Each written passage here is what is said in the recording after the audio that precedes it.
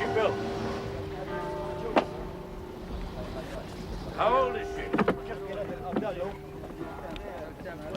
Whatever age you are, you're still young.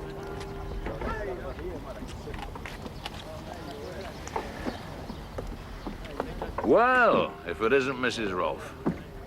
Sleep well? Very well. The trouble started when I woke up and discovered you weren't there.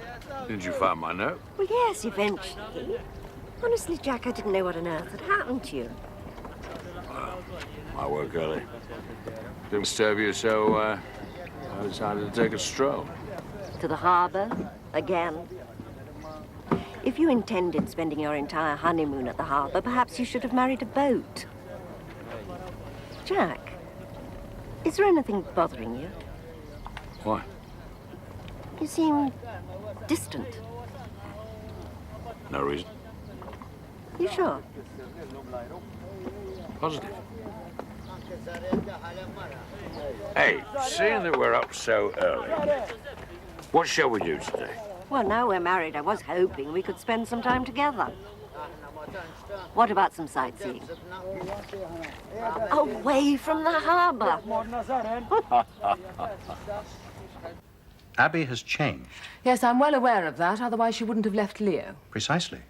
That's why it's so essential, now more than ever, that Leo protect his and Thomas's interests. If you're so concerned, Charles, why don't you discuss this with Leo? Why Lynn? I just wanted to make an initial approach. Well, in that case, why didn't you talk to me about it? Well, to be quite frank, I thought you might be too close to the situation to view it objectively.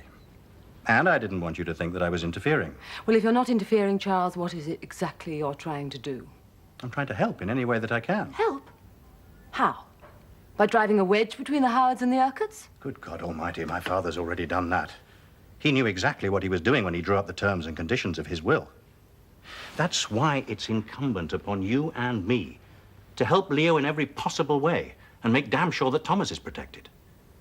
It's our duty as grandparents, don't you think? Leo is perfectly capable of protecting his son's interests. I think you're absolutely wrong. If Abby has a family like the Hudsons on her side, then believe me, Leo's going to need all the help he can get. This is really no time for recriminations, Laura. I quite agree. But we have both lost a considerable amount of money.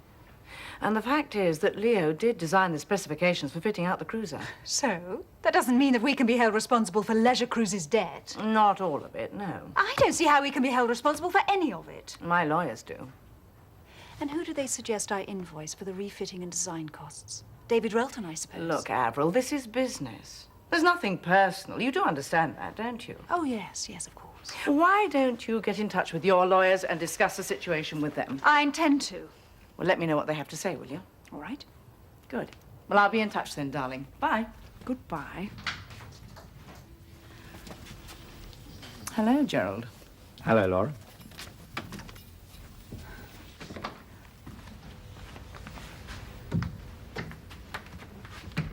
Oh, Gerald, how are things with you? Well, I was just about to ask you the same question. You look somewhat fraught, Laura Wilde? Difficult meeting, that's all. Yes, I can well imagine. She has an original way of conducting business. How was your meeting? Well, I managed to negotiate my resignation settlement. How was Charles? He appeared to be quite amicable. On the surface. Yes, I don't think he'd be too pleased when my appointment is officially announced. That's his problem, Gerald. Now, don't get me wrong. I'm not frightened of him. Good. Well, now you're no longer officially associated with Freer Holdings.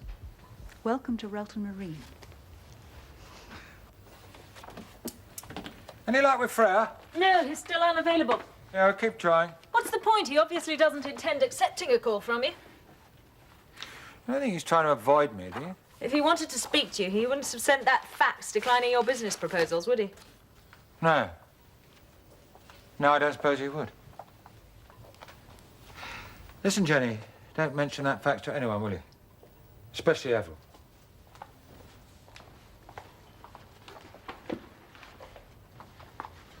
That fax wouldn't have anything to do with David Relton by any chance. Why should it? Because if it does, and you're trying to take advantage of it, I don't want any part of it, Ken. What's put all this into your head? A call came through while you were on the phone to the bank. Oh? That friend of yours, Jeremy. Yes? He wants you to phone him as soon as you can. He thinks he knows where you can get in touch with David Relton. There is nothing wrong with that campaign.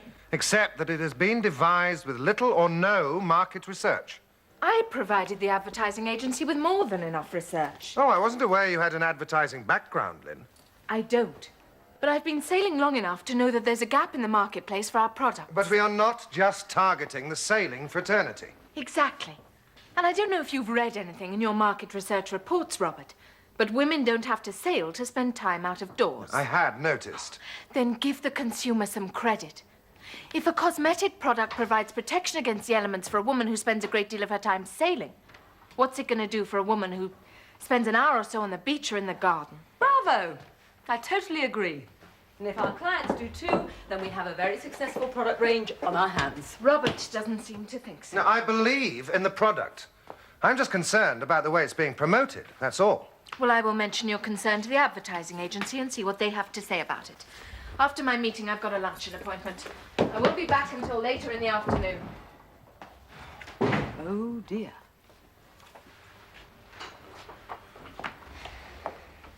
I really do think you should reconsider the campaign, Jan.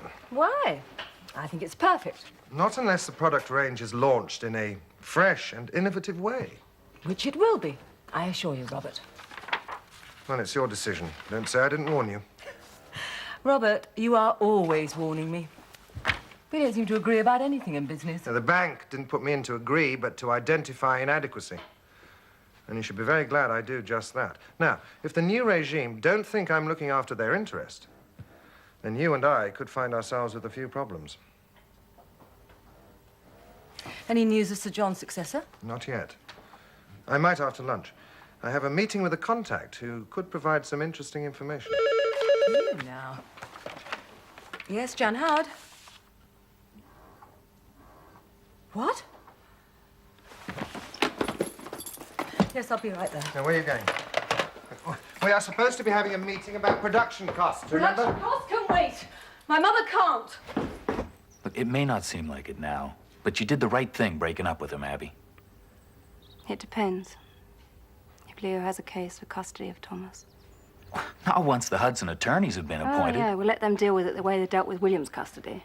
They took their instructions from my father. I told you before, I never wanted to prevent you from seeing William. You know, there's one thing I don't understand. Why did you ask your father for help? I didn't. He offered. I thought you didn't trust him. I don't.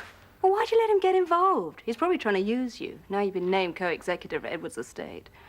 Has it ever occurred to you that I might also be able to use him? Look, now that Freer's disputing the will, it wouldn't hurt to have a man like my father on our side. You hope. There's no one better to line up against Charles Freer, Abby. He's not going to back off without putting up a hell of a fight. He's not the only one. Then why don't you at least come with me to the States and we can discuss the situation with Dad's attorneys? If you don't like the way they're planning on conducting the case, we can always appoint someone else. When are you leaving? I've got 2 tickets booked on the 9 o'clock flight tonight.